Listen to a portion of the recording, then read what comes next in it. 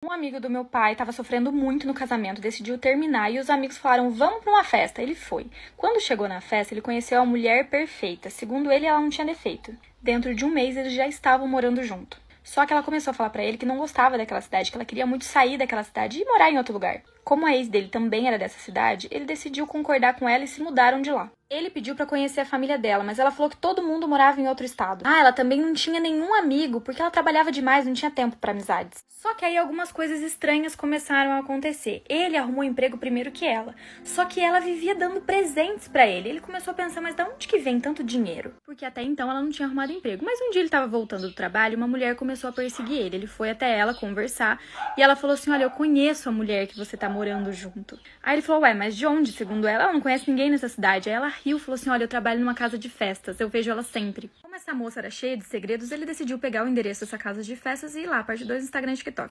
Aí essa mulher que encontrou ele na rua falou assim, se você quiser saber realmente quem é essa mulher que você tá morando junto, vai na casa de festas tal horário.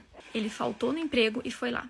Assim que ele chegou nessa casa de festas, ele falou, nossa, não é possível que é aqui. Tinha várias mulheres sem roupa, dançando. Só que aí ele viu a mulher que ele tinha encontrado na rua e ela falou assim, olha, vem aqui conversar com aquele senhor. O senhor contou pra ele que a mulher que ele tava morando junto é ex-namorada dele. E ele conheceu essa mulher nessa casa de festas, ela trabalhava lá. A mulher era prostituta, mas esse senhor sabia, tirou ela de lá, falou pra ela parar de trabalhar lá, que ele ia pagar tudo pra ela. Só que ela falou pra esse senhor que a família dela morava longe, em outro estado, e ao longo dos dias, todo mundo da família dela começou a ficar doente. E ela começou a pedir muito dinheiro. O senhor, muito apaixonado nela, deu dinheiro pra ela, só que ela sumiu. O senhor foi atrás dela, não encontrou, só que aí ela entrou em contato com ele, chantageando ele, porque ele é casado, dizendo que estava grávida. Ele voltou pra casa, contou tudo pra mulher e ela falou que realmente estava grávida. Só que ela disse que o filho era dele. Ele decidiu assumir, estão juntos até hoje.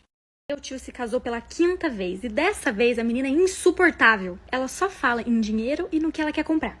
Esses dias foi aniversário do filho dela e como ele sempre falava de Xbox, eu dei um Xbox pra ele. Fui na casa deles e falei, e aí, tá brincando muito com Xbox? Aí ela me respondeu, chegou quebrado, porque eu comprei por internet e pedi pra entregar na casa deles. Aí eu falei, nossa, você devia ter me avisado que a gente pedia troca ou conserto, eu pagava. Ela falou, não precisa se preocupar, enquanto tá no conserto, ele tá brincando com o PlayStation 5, que a outra tia dele deu. Essa tia que deu o PlayStation 5, ela mora em Miami e veio pro aniversário dele e deu o PlayStation 5. Essa minha nova tia insuportável acha que tudo que vem dos Estados Unidos é melhor do que no Brasil. Mas ok, de acordo com o que ela falou, o videogame tinha chegado quebrado. Só que aí o meu priminho veio e falou assim, ô tia, é mentira, o videogame não chegou quebrado, vem aqui que eu vou te mostrar onde que tá. Vocês não vão acreditar o que a peste da minha tia fez com o videogame, parte 2, Instagram e TikTok. Aí o meu priminho me falou assim, tia, na verdade o Xbox não tava quebrado, vem aqui que eu vou te mostrar onde ele tá. Ele me levou na área de serviço, achei estranho, mas ele me mostrou, o Xbox estava quebrado e no lixo. A minha mais nova querida tia, contém ironia, quebrou e jogou fora. Aí eu falei assim, mas por que a sua mamãe fez isso? Aí ele falou assim, então, porque minha outra tia trouxe um PlayStation 5 dos Estados Unidos e a minha mãe disse que tudo que é dos Estados Unidos é melhor e eu não preciso de 2 videogames. Sabe, tia, eu fiquei muito triste, mas né... Eu voltei pra sala com tanta raiva, mas tanta raiva, que eu já fui falar direto com o meu tio. E aí eu falei pra ele, olha, eu não vou discutir com você agora, porque eu tô muito irritada. Chegando em casa, já tinha uma mensagem gigante da minha tia. Aí eu falei pra ela, olha, eu vou te suportar até meu tio te trocar, tá bom? Mas eu acho que maior do que a falta de respeito comigo e com o Kenny... Eu já vou contar a história do dia que eu consegui ser hackeada pelo corno de um indiano. Sim, tanto lugar no mundo, ele veio me achar no interior da Bahia, no cu do mundo. Mas enfim, eu vou mostrar tudo o que aconteceu. Pra começo de conversa, eu tava muito feliz porque eu tava perto de bater 10 mil. Mas a vida escrota do jeito que é. Uma bela manhã de domingo, eu acordei, fui mexer no meu Instagram e simplesmente me deparo com isso. A minha pressão foi lá pra casa do cara. Falei, gente, desconectado, como assim? O desespero começou a bater no centro, porque na minha cidade tava tendo uma onda de hacker que tava hackeando o Instagram de todo mundo. Simplesmente essa brincadeirinha consistia em vazar as conversas das pessoas e gerar muita humilhação, porque ninguém conversa coisa que presta. E aí eu falei, meu Deus, agora chegou minha hora. Eu vi que eu não conseguia entrar pelo meu celular e pedi o celular do meu pai. Eu cheguei pro meu pai assim, pai, pelo amor de Deus, me dá teu celular rapidinho, me dá aí rapidinho. Meu pai, sem entender nada, me deu o celular dele e eu vi que realmente não tava conseguindo entrar na conta. E eu falei, putz, fui hackeada. Aí eu peguei um copo com açúcar, sentei, peguei o celular da minha irmã e fui olhar o que já tinham postado sobre mim. Falei, vamos lá pra desgraça. E olha só, quando eu fui ver, já tinham postado alguma coisa. E eu nem acreditei no que eu tava vendo que tinham postado meu. Não satisfeito em já ter acabado com a minha conta, o corno do indiano ainda fez o favor de postar o tutorial no Instagram. Sim, tutorial de como acabar com a vida de uma pessoa. Eu não tava nem acreditando que eu tava vendo. E quando eu falo que ele fez um tutorial, ele fez um tutorial. Essa desgraça. Percebam que ele coloca o passo a passo, começa a escrever esses negócios que eu não sei. Começou a escrever essas coisas que eu não sei o que é. E simplesmente o que é que ele fez? O infeliz, ao invés de pegar e botar a foto dele, não. Ele deixou a minha e simplesmente começou a postar a foto dele como se fosse eu. Não demorou muito a minhas amigas começar a perguntar: amiga, que homem velho feio é esse que tu tá postando as fotos, hein, cara? E eu só sabia falar: véi, não sou eu, não sou eu. E eu não conseguia excluir a conta. Eu tava vendo a hora desse homem começar a postar a foto da Chola. E eu ficar, meu Deus do céu. Aí eu falei: eu tenho que tomar uma decisão drástica. O que foi que eu fiz? Oh, meu Deus do céu, por que eu fiz isso? Nem me pergunto por que eu fiz isso. Peguei uma arminha de mentira que tinha lá em casa que parecia muito real. Mandei a foto pra ele segurando e falei: botei no tradutor, botei lá xingando ele de filha da puta de um monte de coisa. Tendo em vista que ele não respondeu, eu comecei a mandar áudio. Menino, eu mandei uns 300 áudios. E era tudo assim: ó, seu corno, se você não me dar minha conta de novo, você vai ver. Mas, moral da história, não consegui minha conta, não consegui derrubar a conta dele também. E eu tive que começar do zero. Mas Deus é tão bom que eu perdi 9 mil e ganhei 312 mil. Chupa, indiano maldito! É isso, gente, às vezes nem vale a pena a gente chorar, porque tem coisa melhor vindo por aí.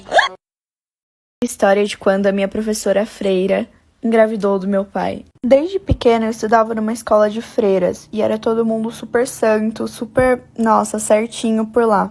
E freira faz o voto de castidade, então não pode ter filhos. Quando eu comecei a ficar um pouco maior, eu percebi que meu pai sempre ficava de papinho com a minha professora. Todo dia ele me buscava e ficava ali um tempinho conversando com ela. E mesmo se fosse sobre mim, sobre assuntos escolares, não teria assunto para todos os dias. Como os meus pais eram separados, alguns dias era para minha mãe me buscar e outros pro meu pai. Só que, desde os meus 7 anos pra cima, o meu pai sempre insistia para ele me buscar na escola. E assim foi indo, eles de papinho todo dia, mas eu era uma criança e não via maldade nenhuma. Até que um dia essa minha professora misteriosamente saiu da escola e ninguém sabia o que tinha acontecido. Já posta a parte 2. Parte 2 de quando meu pai engravidou a minha professora, que era freira.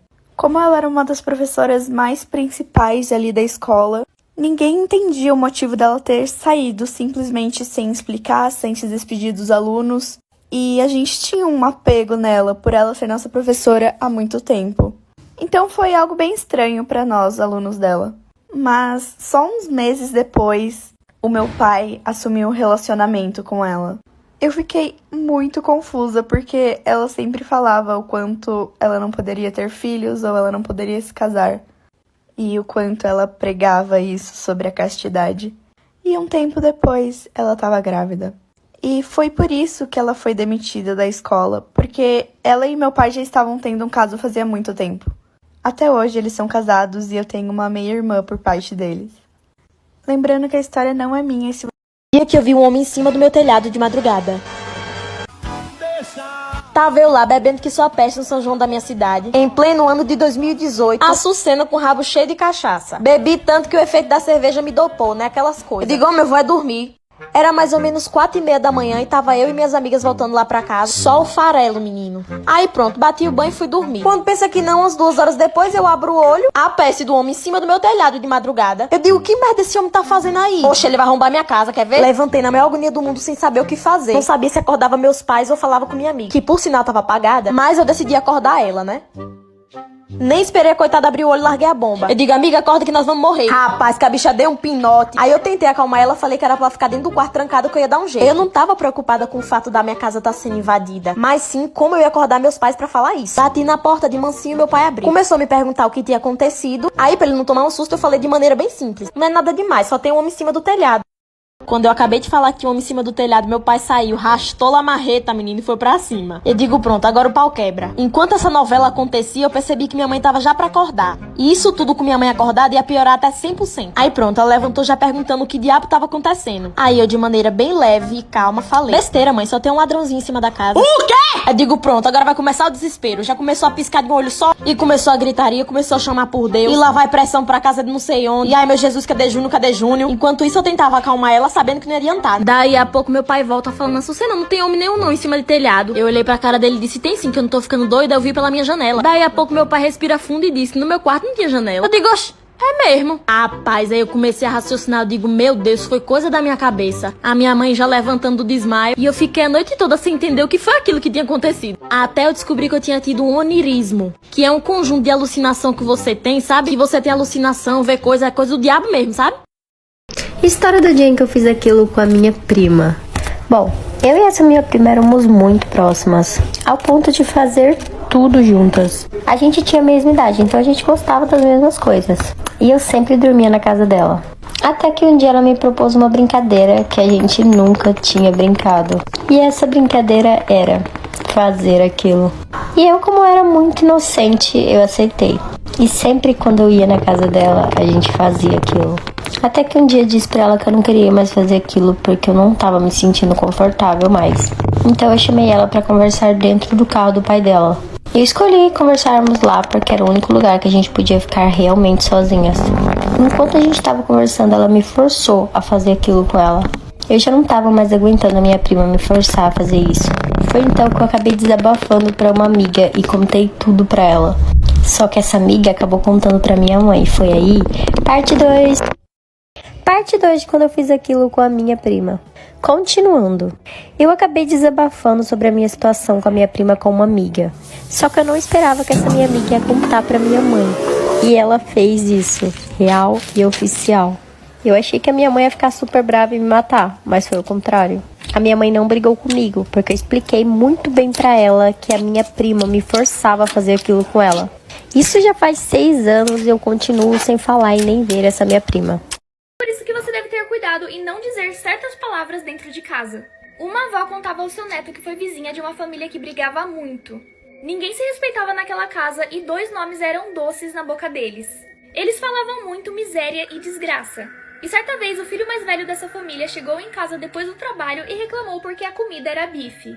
A mãe se explicou dizendo que não teve tempo de fazer outra coisa e o filho com raiva respondeu que não comeria aquela miséria de comida. E que aquilo tudo era uma desgraça. Aborrecida, a mãe respondeu que a desgraça era ele e que ele só vivia para infernizar sua vida. Depois de toda a confusão, ambos foram dormir aborrecidos. Mais tarde, o garoto acordou com fome e decidiu ir até a cozinha para comer o que tinha. Quando chegou, ao olhar para a mesa, viu 2 pessoas sentadas e não podia acreditar no que via. Ele viu 2 mulheres, uma delas com aspecto de podre, olhos tortos e cheirando a lixo, enquanto a outra seus olhos expressavam desespero e dor. Ambas vestidas de trapo, sorrindo para ele. A mãe do rapaz também acabou indo até a cozinha e, ao se deparar com aquilo, assustada, perguntou quem eram elas. Uma delas respondeu que era a miséria e, de tanto chamá-la, ela decidiu ficar. A outra respondeu que era a desgraça e, por ouvir chamá-la, ela decidiu ir.